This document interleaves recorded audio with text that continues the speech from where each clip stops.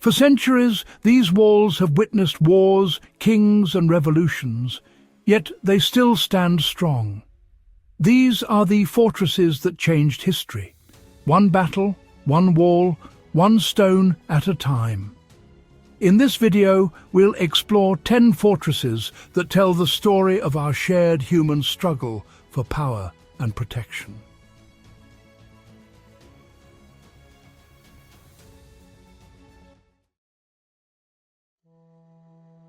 Our journey begins in Rajasthan, India. This is Mehrangarh, the Fortress of the Sun. It towers some 400 feet or 122 meters above the city, its battlements blending so seamlessly with the cliff face it is difficult to tell where the rock ends and the wall begins. Construction began in the mid-15th century under Rao Jodha. He needed a stronghold that was utterly unassailable. The entrance is a winding path through 7 gateways. Each one is a death trap, designed with sharp turns to prevent an enemy from building up momentum with war elephants. Within these imposing walls lies a world of unexpected beauty. The stern, martial exterior gives way to delicate latticework and exquisite palaces. The fort's ramparts also offer a sweeping view of Jodhpur, famously known as the Blue City for its sea of indigo-hued houses, once painted to signify the homes of Brahmins, and now a defining aesthetic of the cityscape. Mehrangarh holds a proud distinction. Its inner sanctum was never taken by force. Its masterful design and the valor of its warriors created a near-invincible stronghold.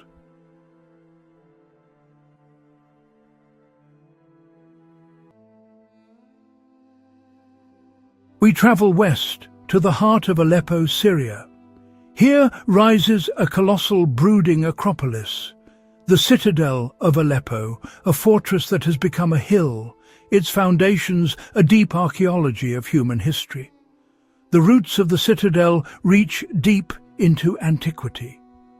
Archaeological evidence suggests that the hill was first fortified as early as the 3rd millennium BCE, when it served as a temple complex dedicated to the storm god Hadad. Its strategic importance was recognized by every power that swept through the region. The Greeks, Romans, and Byzantines all left their mark, but its formidable shape is owed to medieval Islamic dynasties. The only way in is across a monumental stone bridge to a towering gatehouse, a fortress within a fortress, designed to crush any assault. The entrance is a labyrinth of twists and turns, with murder holes in the ceiling from which defenders could pour down burning oil on trapped intruders. Encircling the hill are formidable defensive walls punctuated by massive towers, some dating back nearly 1,000 years. Within these walls lies a self-contained fortress city. Palaces, mosques, granaries, cisterns, barracks, and secret escape passages, all designed to sustain the citadel through sieges. Throughout its long history, the citadel of Aleppo has endured countless earthquakes, invasions, and reconstructions. It has witnessed the march of conquerors, from the Crusaders and Mongols to the Ottomans, and survived the shifting tides of empire and faith.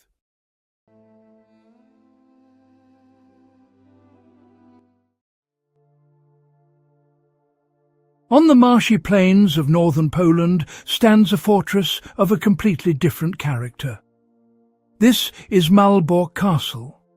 By land area, it is the largest castle in the world, a colossal brick leviathan.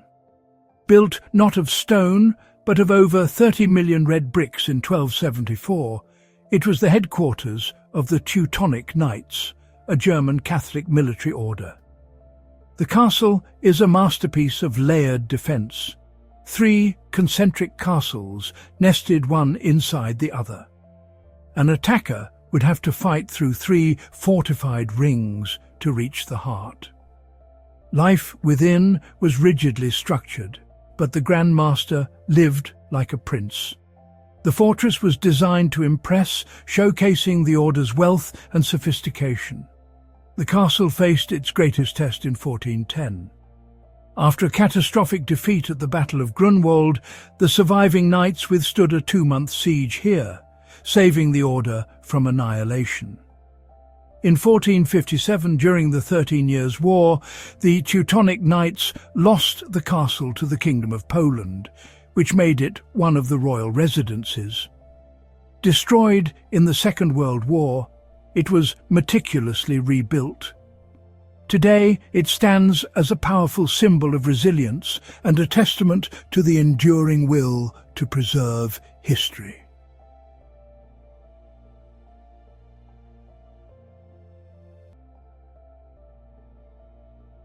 In the breathtaking wilderness of the Judean desert stands Masada.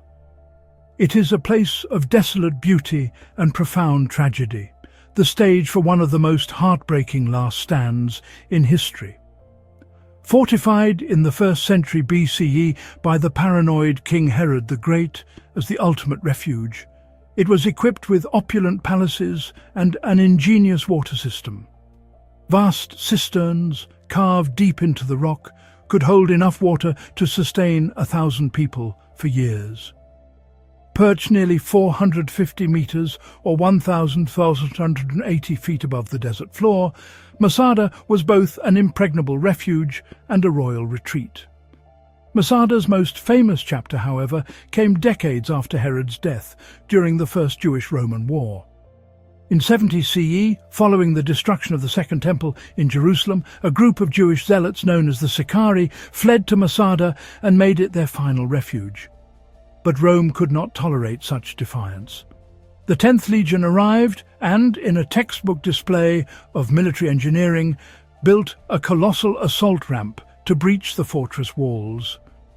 Facing certain defeat, the 960 defenders made a terrible pact. They took their own lives, choosing to die as free people rather than be enslaved by Rome, leaving Masada as an eternal symbol of freedom, faith, and resistance against oppression.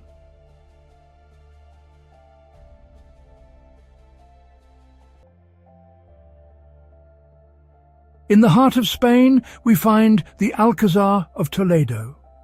Crowning the city's highest point, it is the historic soul of Toledo, a watchtower that has stood guard for nearly 2,000 years. Its story is the story of Spain itself.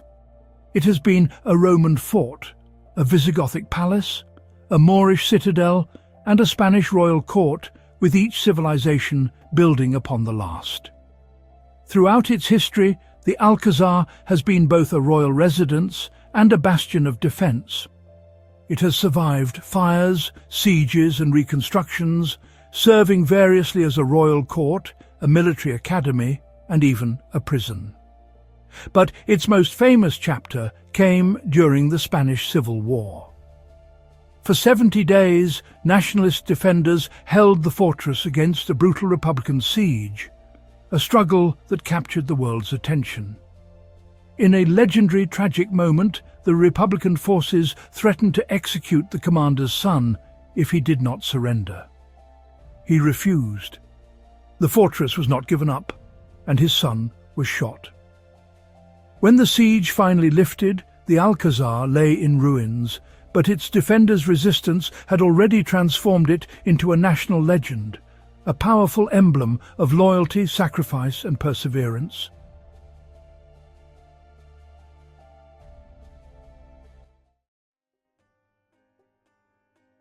High above the Baroque city of Salzburg, Hohensalzburg Fortress stands as one of the most impressive, best-preserved, and largest medieval castles in Europe. The origins of Hohensalzburg date back to 1077, when Archbishop Gebhard of Salzburg ordered the construction of a fortified stronghold during the investiture controversy, a period of intense conflict between the Holy Roman Emperor and the papacy. The fortress consists of multiple courtyards, living quarters, armories, granaries, and chapels. Despite its long history, the fortress was never conquered by enemy forces, a rare distinction among European fortresses. Its strategic hilltop location, combined with state-of-the-art medieval defences, made it virtually impregnable. Even during the Peasants' Revolt of 1525, when thousands of insurgents surrounded the fortress, the defenders held firm behind its walls. Later, during the Napoleonic Wars, the fortress surrendered peacefully, its walls unbroken by force. Today, Hohensalzburg is the cultural crown of Salzburg, attracting millions of visitors each year.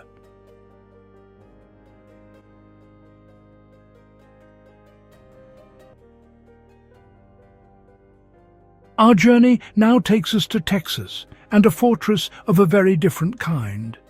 This is the Alamo. Its fame rests not on dominance, but on a single desperate battle fought over 13 days. Its story begins not as a fortress, but as a Spanish mission, established in 1718 to convert the local population. By the early 19th century, it had become a makeshift fort. In 1836, during the Texas Revolution, a small garrison of Texians was besieged here by the massive army of Mexican General Santa Anna. Their commander, William Barrett Travis, sent out desperate pleas for aid, vowing victory or death. But the main Texian army never came. In the pre-dawn hours of March 6th, Santa Anna ordered the final assault.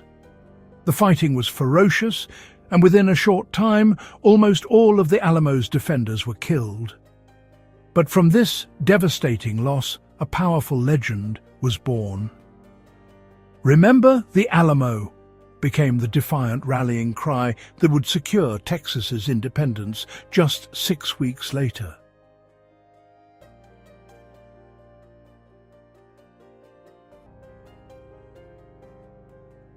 In eastern Slovakia, we find Spiš Castle. Not a pristine citadel, but a majestic and romantic ruin, one of the largest castle complexes in Central Europe. The origins of the castle date back to the 12th century, when it was built as a royal stronghold to protect the frontiers of the Kingdom of Hungary. Throughout the Middle Ages, it was home to noble families, bishops, and royal administrators who shaped the political and cultural life of the region. Despite its might, the fortress was eventually overtaken not by invaders, but by fire. In 1780, a massive blaze destroyed much of Spiš Castle, leaving it in ruins. Yet even in decay, its monumental presence continued to dominate the landscape, its crumbling walls and towers standing as poetic ruins of a vanished age. Recognized for its exceptional historical and architectural significance, Spiš Castle was inscribed on the UNESCO World Heritage List in 1993.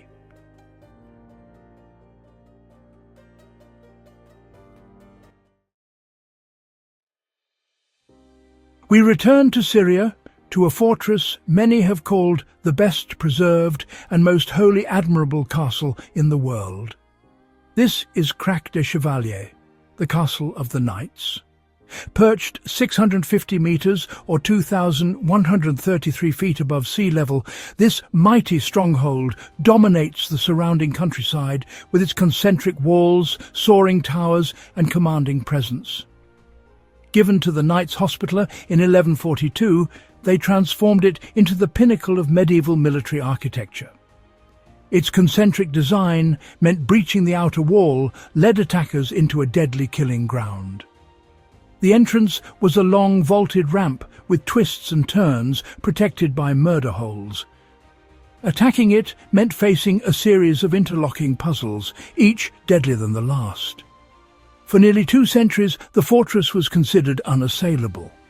It survived numerous sieges, including repeated assaults by Muslim armies led by Nur ad-Din and later Saladin, the famed Sultan of Egypt and Syria. Its fall came not by force, but by trickery. In 1271, the Mamluk Sultan Baybars used a forged letter to convince the depleted garrison to surrender. The ultimate fortress had been taken. Even after its fall, Baybars recognized its magnificence and preserved it as a key defensive post in his own empire.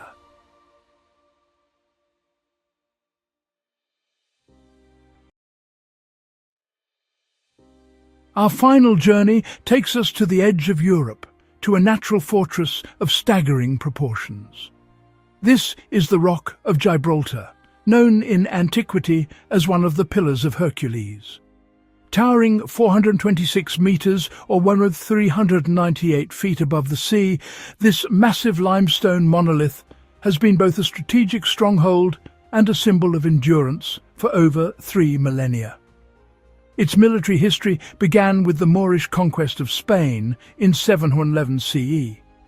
But in 1704 it was captured by an Anglo-Dutch fleet and ceded to Great Britain, becoming a vital naval base and a symbol of British power. The Spanish made repeated attempts to recapture it, culminating in the Great Siege. For over 3 years, the British garrison endured, cementing the Rock's reputation as an impregnable fortress. The true genius of Gibraltar lies within.